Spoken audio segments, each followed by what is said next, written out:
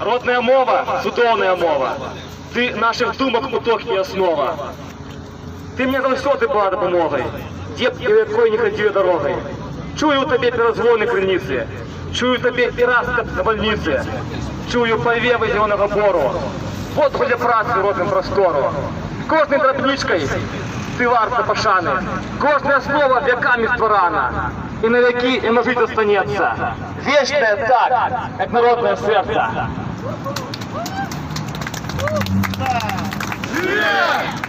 Родная мова – символ нашей незалежности и свядомости. Родная мова – наша спадщина. И наш с вами обовязок заховать ее. Нездарма Владимир Дубовка писал у вышэй сказанном верше: «Кожное слово веками створено, и на веки оно жить застанется». И мова наша не только застанется жить, але будет гучать во всю моц, гучать и играть на весь свет. Ёсть хоть один Максим, нема.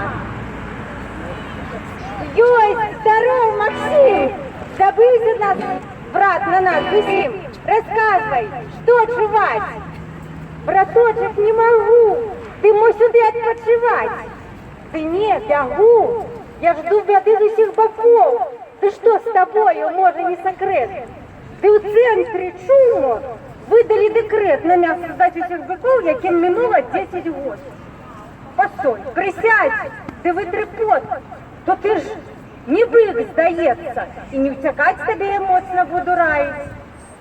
Я ну то так, але ж годи, каб не нажить якої бяди, декрети як у нас часами розбирають.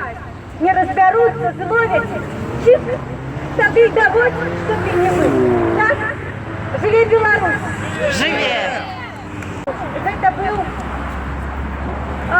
Кондрат Крапива, а зараз буде наш Максим Богданович. До речі, крышечку про Максима Богдановича расскажу.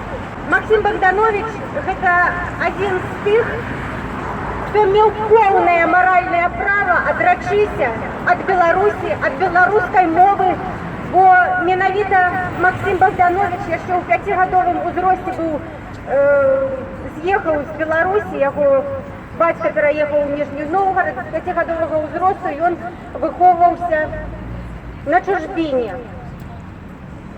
Але ж беларускую мову вывучыў па тых запісах, якія рабіў яго бацька, бо бацька быў фальклорыст-этнограф.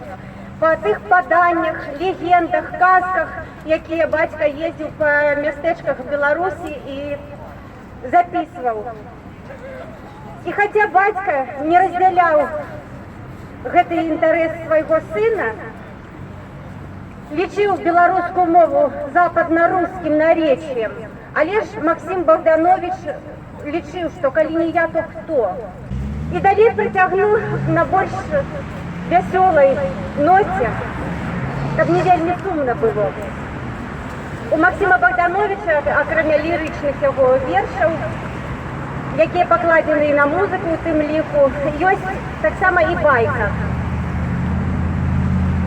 Прыгода гэтая не так даўно была. К чижу, а сілы ён, як ведама, не мае, ворона прыступае. Скажы, ці я падобна да орла? І бачыць чиж з воронаю не жарты, а ўласны хахалок чаго-небудзь ды варты. Зусім орол, адказвае чиж вороне клятай з клёну. Ну то ж бы то, глядзіш, з ласкаваю гразьбой пракаркала ворона і паляцела стуль далей. Все гэта бачачы, здзівіўся Варабей. Браток, ці ж вачэй не маеш, орлом ворону называеш. Яно то так, я гэтым не зрабіў благога. Дай Бог, орла вороной не назваць, ворону же орлом. Нічога. Ну, гэты верш, гэтая байка таксама была, яна вельмі актуальная сёння. Разбуди, турмы, бури, бранишь свободы,